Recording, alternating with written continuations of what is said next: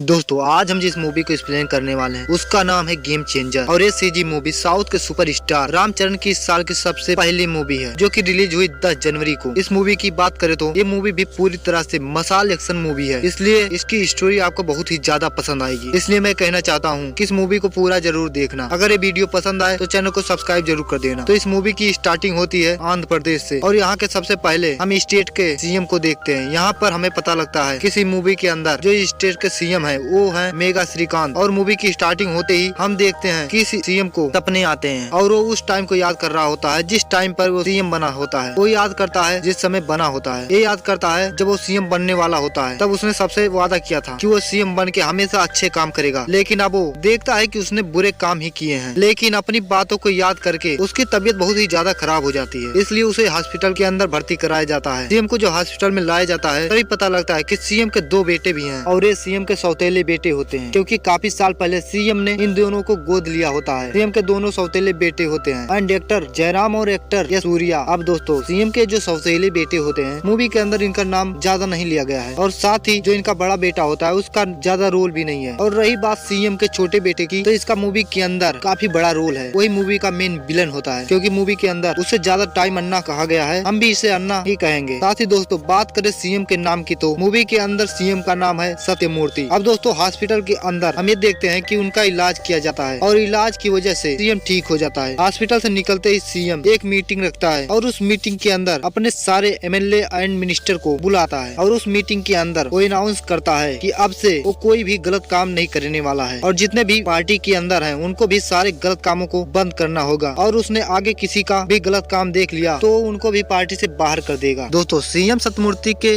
बोलते ही हम देखते हैं कि उनका छोटा बेटा काफी टेंशन में आ जाता है। वो इसलिए क्योंकि सीएम का छोटा बेटा ना काफी सारे गलत काम करता है और उसके स्टेट के काफी बड़े बड़े क्रिमिनल से भी जान पहचान होती है। लेकिन इसके बाद दोस्तों सीन शिफ्ट होती है और हम मूवी के हीरो को देखते हैं, यानी कि एक्टर रामचरण को। इस मूवी के अंदर रामचरण का नाम है रामनंदन। ये रामनंदन एक आईएएस ऑफिसर होता है, इसका पोस्टिंग विशाखापट्टनम में होती है। साथ ही हम ये देखते हैं कि रामनंदन आईएएस ऑफिसर बनने से पहले आईपीएस हुआ करता था और आईपीएस बनने के बाद उसने काफी सारे एग्जाम दिए और वो आईएएस बन चुका है। आईएएस बनने के बाद ही रामानंदन विशाखापट्टनम में जाके ज्वाइनिंग करता है और वो डिस्ट्रिक्ट में आके सारे गलत कामों को रुकवा देता है। जैसे ही वो सारे क्रिमिनल को क्राइम करने से रोकता है, वैसे ही वो सारे बिजनेसमैन जो गलत तरीके से पैसा कमा रहे थे उन्हें भी रोकता है और जो सरकारी ऑफिसर जो उनका साथ दे रहे थे उन सबको भी सस्पेंड कर देता है। इन सब के बाद दोस्तों रामनंदन एक पार्टी में जाता है और पार्टी में आकर वो अपने दोस्तों से मिलता है। उसके सारे दोस्त उससे बोलते हैं कि वो शादी क्यों नहीं कर रहा। रामनंदन उन सभी को बताता है कि वो असल में किसी लड़की से प्यार करता था और इसलिए अगर वो शादी करेगा तो सिर्फ उसी से करेगा। लेकिन वो इस समय ये नहीं जानता कि वो कहाँ पे रहती है, क्योंकि वो लड़की कुछ साल पहले गायब हो गई। उसने रामनंदन से मिलना जुलना बंद कर दिया। ये बात सुनकर रामनंदन के सारे दोस्त रामनंदन से उसकी कहानी सुनाने को कहते हैं, जिस पर रामनंदन सारी बातें बताता है। अब दोस्तों यहीं पर ये कहानी स्टार्ट होती है और फ्लैशबैक में जाती है। दरअसल कुछ साल पहले हम ये देखते हैं कि रामनंदन कॉलेज में होता है। कॉलेज में रामनंदन काफी फेमस होता है, क्योंकि रामनंदन कभी भी गलत काम को बर्दाश्त नहीं करता और जो भी रामनंदन को गलत काम करते हुए दिखाई देता है और वो उसे बहुत पीटता है। अब कॉलेज के अंदर रामनंदन ये देखता है कि काफी सारे लोग कॉलेज के अंदर गांजा बेच रहे होते हैं और रामनंदन इस बारे में जानते ही सारे लोगों को बहुत पीटता है और उनके गांजे वाले काम को रुकवा देता है। इसके बाद रामनंदन को ये पता लगता है जिसमें एक टीचर है जो लड़के के साथ बदतमीजी करता है और उनके साथ काफी मिसबिहेव करता है और इस बात को जानते ही रामनंदन कॉलेज के एक सर को मारने लगता है। लेकिन जब वो सर को मार रहा होता है तो उसी समय उसकी बेटी आती है जो कि मूवी की हीरोइन कियारा आडवाणी होती है। मूवी के अंदर इसका नाम है दीपिका। दीपिका यहाँ रामनंदन को रोकती है और अपने फादर को बचाती है। और दोस्तों यहीं पर कॉलेज के और कई सारे स्टूडेंट आते हैं और वो सब रामनंदन को ये बताते हैं कि ये वाले सर नहीं है जो कि मिसबिहेव करते हैं। इसका मतलब कि रामनंदन ने किसी और को ही पीट दिया होता है और सच्चाई जानते ही रामनंदन दीपिका और उसके फादर से दोनों से माफी मांगता है। अब यहाँ पर रामनंदन को दीपिका से प्यार हो जाता है, यानी कि लव एट फर्स्ट साइट। इसलिए वो दीपिका से मिलता रहता है और काफी सारी बातें करता है। लेकिन दीपिका को रामनंदन का गुस्सा करना पसंद नहीं होता और इसलिए वो रामनंदन से कहती है कि वो अपने गुस्से पर कंट्रोल करें। लेकिन एक दूसरे के साथ रहने की वजह से दीपिका को भी रामनंदन से प्यार हो जाता है। दीपिका ये देखती है कि रामनंदन का गुस्सा बहुत ज्यादा है, गुस्से में आकर वो किसी को भी पीट देता है और इस चीज को देखकर दीपिका रामनंदन से कहती है कि अगर वो इस तरह से गुस्सा होकर लोगों को पीटता रहेगा तो उसे ऐसे एक दिन जेल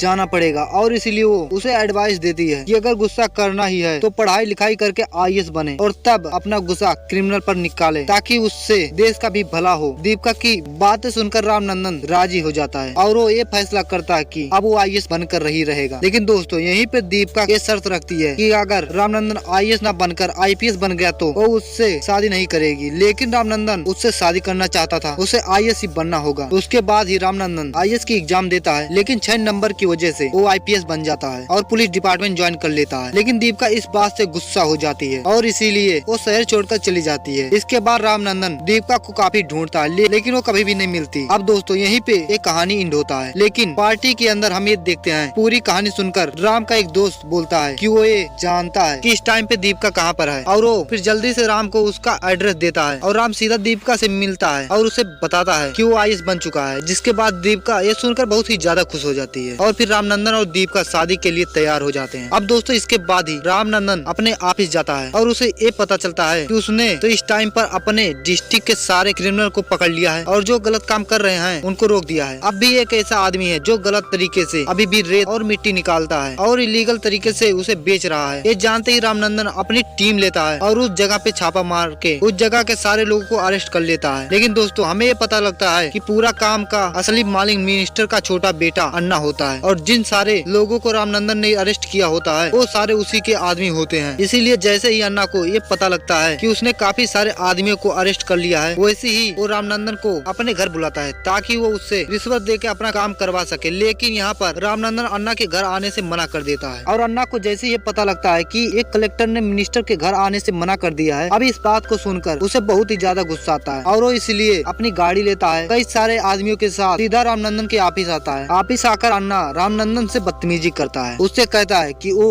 उसके सारे आदमियों को छोड़ दे। मिनिस्टर की बात सुनकर रामनंदन उससे मना कर देता है और उससे कहता है कि जो वो कह रहा है वो ऐसा नहीं करेगा। इस बात को सुनकर अन्ना को और भी ज्यादा गुस्सा आता है, इसलिए वो रामनंदन से कहता है कि वो जानता नहीं कि अन्ना इस स्टेट का मिनिस्टर है, साथ ही वो CM का बेटा है और वो बहुत ही जल्द खुद ही CM बनने वाला है। रामनंदन उसकी इन सारी बातों को सुनकर डरता नहीं है, इसके सारे आदमियों को छोड़ने से मना कर देता है। इस बात से अन्ना को बहुत ही ज्यादा गुस्सा आ जाता है, इसलिए वो डिसाइड करता है कि वो रामनंदन से इस बात का बदला जरूर लेगा। लेकिन दोस्तों उस समय अन्ना वहाँ से चला जाता है। दोस्तों इसके बाद हम देखते हैं कि रामनंदन फिर से दीपिका से मिलने जाता है और साथ ही हमें पता लगता है कि दीपिका ओल्ड एज होम में बूढ़े लोगों को सेवा करती है और इसलिए वो रामनंदन को अपने साथ वहाँ ले जाती है, जहाँ पर आकर रामनंदन काफी सारे बूढ़े लोगों से मिलता है। यहाँ पर रामनंदन एक बूढ़ी लेडी से मिलता है और ये बूढ़ी लेडी रामनंदन से ये बताती है कि वो CM को जानती है और इसलिए वो CM से मिलना चाहती है। ये बात सुनकर रामनंदन कहता है कि कल ही डिस्ट्रिक्ट में CM की रैली है और जब वहाँ पर भाषण देने CM आएंगे तब उन्हें उनसे मिलवा देगा। अगले दिन हम देखते हैं कि रामनंदन और दीपिका मिलकर उस बूढ़ी लेडी को CM की रैली में ले जाते हैं। वहाँ पे आकर उन बूढ़ी लेडी को CM से मिलवाते हैं, CM सत्यमूर्ति से। लेकिन दोस्तों यहाँ पर ये देखते हैं कि CM सत्यमूर्ति जब उस लेडी को देखता है वैसे वह काफी ज्यादा डर जाता है, उसे अचानक से अपना पास्ट याद आने लगता है और हमें ये पता लगता है कि CM सत्यमूर्ति भी उस लेडी को जानता है। अब दोस्तों यहाँ पे वो बूढ़ी लेडी CM पर काफी सारे एलिगेशन लगाती है और वो चिल्ला चिल्ला के सभी से यही कहती है कि ये झूठा है और इसने CM बन के सारे गलत ही काम किए हैं। दोस्तों हम देखते हैं कि रैली के अंदर उसके ऐसा बोलते CM का छोटा बेटा अन्ना काफी ज्यादा गुस्सा हो जाता है और वो बूढ़ी लेडी से बदतमीजी करके उसे धक्के मार देता है। बट ये देखकर रामनंदन से रुका नहीं जाता और वो अन्ना को चाटा मार देता है। एक मिनिस्टर को चाटा मारने पे रैली के अंदर सभी लोग चिल्लाने लगते हैं। अब इस चीज को देखकर अन्ना अपने फादर सत्यमूर्ति से कहता है कि उसने एक मिनिस्टर को चाटा मारा, इसलिए वो इस पर एक्शन ले। जो बात सुनकर CM सत्यमूर्ति रामनंदन को सस्पेंड कर देता है। लेकिन दोस्तों इसके बाद ही CM सत्यमूर्ति की तबीयत खराब हो जाती है और उन्हें हॉस्पिटल में भर्ती कराया जाता है। हॉस्पिटल में अन्ना उससे मिलने आता है, लेकिन जैसे ही अन्ना CM सत्यमूर्ति से मिलने आता है वैसे ही सत्यमूर्ति उससे कहता है कि वो अपने छोटे बेटे अन्ना के सारे गलत कामों के बारे में जानता है और उसके वार्निंग देने के बाद भी वो अब भी अपने गलत कामों को रोका नहीं है। इसलिए CM सत्यमूर्ति अन्ना से बोलता है कि अब वो हॉस्पिटल से निकलने के बाद ही वो ये अनाउंस करेगा कि वो अन्ना को मिनिस्टर पद से हटा रहा है और उसे पार्टी से भी निकाल रहा है। अब दोस्तों अन्ना जैसे ही इस बात को सुनता है कि CM सत्यमूर्ति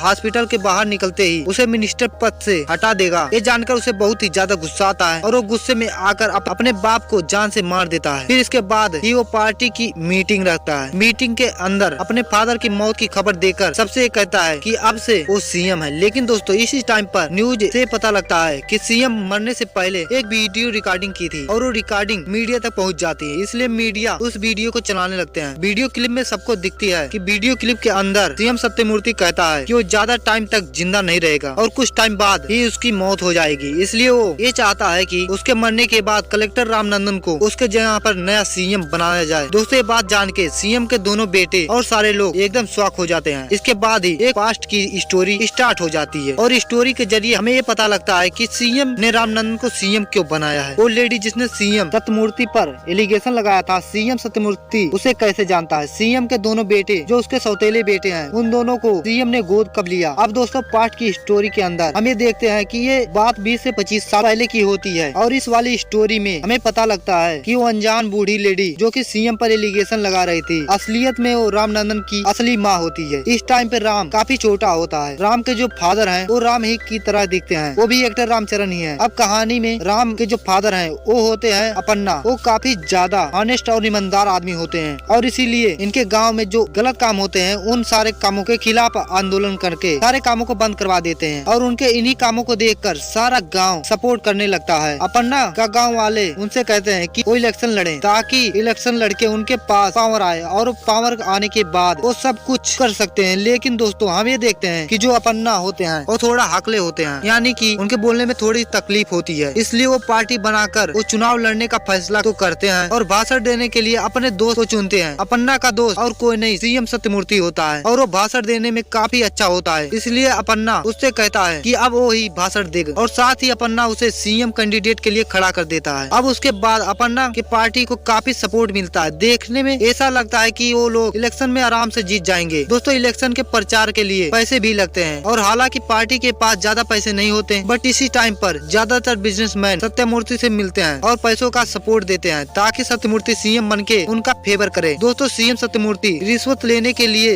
राजी हो जाता है। यहाँ तक कि अपन्ना का एक जिगरी दोस्त होता है जिसका नाम मोपी देवी होता है और वो मोपी देवी भी सीएम सत्यमूर्ति के साथ मिल जाता है। लेकिन अपन्ना को जैसे ही सारी बातें पता लगती है वैसे ही वो फैसला करता है कि पार्टी के लिए जो भी सिद्धांत बनाए थे सत्यमूर्ति और मोपा देवी उन सिद्धांतों से भटक गए हैं। इसलिए वो ये डिसाइड करता है कि वो पार्टी के सारे लोगों को बुलाकर पार्टी को डिसॉल्व कर देगा, यानी कि वो अपनी पॉलिटिकल पार्टी को रद्द कर देगा। इसलिए इलेक्शन से अपना नाम वापस ले लेगा। लेकिन दोस्तों जैसे सीएम सत्यमूर्ति और मोपी देवी को ये पता लगता है कि ये अपन्ना पार्टी को डिसॉल्व करने वाला है, वैसे ही वो दोनों मिलकर अपन्ना को जान से मार देते हैं। लेकिन जब दोनों मिलकर अपन्ना को मार रहे होते हैं तो अपन्ना की वाइफ देख लेती है, वो अपने बेटे को लेती है और दूर भाग जाती है। इसके साथ ही जो सत्यमूर्ति होता है वो मोपी देवी को भी जान से मार देता है कि वो इस बारे में किसी और को ना बता सके और कोई भी सीएम सत्यमूर्ति पर शक ना करे। इसीलिए मोपी देवी के दोनों बेटे को गोद ले लेता है। जो सीएम के दोनों सौतेले बेटे होते हैं वो असलियत में मोपी देवी के बेटे होते हैं। दोस्तों इसके बाद ये स्टोरी यहीं पर एंड होती है और हम देखते हैं कि ये बातें रामनंदन को सीएम के खास दोस्त ने बताई होती है। एक ऐसा खास दोस्त जो कि सत्यमूर्ति के साथ तब से होता है जब से वो लोग अपन्ना की पार्टी में थे। वैसे ये तो अच्छा आदमी होता है लेकिन सत्यमूर्ति के खिलाफ कभी नहीं जाता। लेकिन अब सत्यमूर्ति के मरने के बाद रामनंदन की सारी सच्चाई बता दी होती है। इसलिए दोस्तों रामनंदन ये भी जान जाता है कि वो बूढ़ी लेडी जिसके लिए वो मिनिस्टर अन्ना को चाटा मारा था वो और कोई नहीं बल्कि उसकी असली माँ होती है। दोस्तों इसके बाद ही पार्टी को मीटिंग बुलाई जाती है जहाँ पर इस बात का फैसला होता है कि सीएम सत्यमूर्ति के इच्छा के अनुसार अब रामनंदन को नया सीएम बनाया जाएगा। लेकिन दोस्तों अब यहाँ पर ये देखते हैं कि सत्यमूर्ति का छोटा बेटा अन्ना रामनंदन पर ऑब्जेक्शन उठाता है और पार्टी के सामने रामनंदन से कहता है कि वो सत्यमूर्ति का कोई बेटा वोटा नहीं है बल्कि असली बेटा वो है, इसलिए वो सीएम बनेगा। दोस्तों यहाँ पर अन्ना की बात सुनकर रामनंदन एग्री कर जाता है और वो बड़े प्यार से बोल देता है कि उसे पॉलिटिक्स के अंदर कोई इंटरेस्ट नहीं है, इसलिए वो भी ये चाहता है कि अन्ना को ही सीएम बनाया जाए और ये बोलकर वो यहाँ से चला जाता है। अब दोस्तों इस बात से अन्ना काफी ज्यादा खुश हो जाता है क्योंकि अब वो ही अगला सीएम बनने वाला है। इसके बाद ही हम रामनंदन को देखते हैं जो कि घर जाता है और काफी दुखी होता है क्योंकि जो बातें उसे पता चली होती है उस बात से वो काफी डिस्टर्ब हो गया होता है। लेकिन दोस्तों इसी टाइम पर हम न्यूज के जरिए जानते हैं कि आंध्र प्रदेश और बाकी के आसपास के स्टेट के लोगों को ये पता लग जाता है कि कलेक्टर रामनंदन ने मिनिस्टर अन्ना को चाटा मारा है और क्योंकि अन्ना काफी ज्यादा करप्ट मिनिस्टर था इसलिए सभी लोग ये बात जानकर काफी ज्यादा खुश होते हैं और सरकार पर प्रेशर डालते हैं कि वो रामनंदन को सरकार में जल्दी वापस ले ले और उसे फिर से कलेक्टर बना दिया जाए। साथ ही साथ दोस्तों हमें देखते हैं कि काफी सारे कलेक्टर इस बात पर सपोर्ट करते हैं और सभी डिस्ट्रिक्ट के कलेक्टर भी इस बात का प्रेशर डालते हैं कि रामनंदन को फिर से ज्वाइनिंग करा दी जाए। अब इसके बाद हमें देखते हैं कि रामनंदन को फिर से ज्वाइनिंग दी जाती है लेकिन उसे कलेक्टर नहीं बल्कि इलेक्शन कमीशन की चीफ बना दिया जाता है, यानी कि ऐसा ऑफिसर जो आंध्र प्रदेश के अंदर इलेक्शन को कंट्रोल करेगा। अब दोस्तों हम ये देखते हैं कि इलेक्शन कमीशन का चीफ बनने के बाद रामनंदन अपनी सरकारी पावर का यूज करके इलेक्शन डिक्लेयर करा देता है। इलेक्शन के डिक्लेयर होते ही हमें देखते हैं कि अन्ना के सीएम बनने पर स्टे लग जाती है और इसलिए अब अन्ना के सीएम बनने के लिए इलेक्शन को जीतना जरूरी जरूरी हो जाता है। और इसी टाइम पर रामनंदन भी अपना पॉलिटिकल पार्टी बनाता है, जो कि उसके फादर की एनोलॉजी थी, वो नई पार्टी के जरिए सबके सामने रखता है। इसलिए दोस्तों हम ये देखते हैं कि स्टेट के लोग उस पर भरोसा करते हैं, स्टेट में इनकी फैन फॉलोइंग बढ़ने लगती है। अब दोस्तों यही चीज देख के जो अन्ना होता है, वो इलेक्शन को जीतने के लिए वो अपने गलत तरीके से कमाए हुए पैसे का इस्तेमाल करता है और सारे वोटर्स को खरीदने की कोशिश करता है। रामनंदन अपनी पावर का इस्तेमाल करके उनको पकड़वा देता है और इलेक्शन से बाहर करवा देता है। हालांकि इलेक्शन से बाहर होने के बाद भी जो अन्ना है वो अपने गुंडों के साथ काफी तोड़फोड़ करता है और रामनंदन और उसकी पार्टी को जीतने से रोकता है, लेकिन तब भी रामनंदन उसे संभाल लेता है और उसके बाद ही रामनंदन आंध्र प्रदेश का नया सीएम बनता है और अन्ना को जेल हो जाती है। इसके साथ ही मूवी का यहीं पे एंड होता है।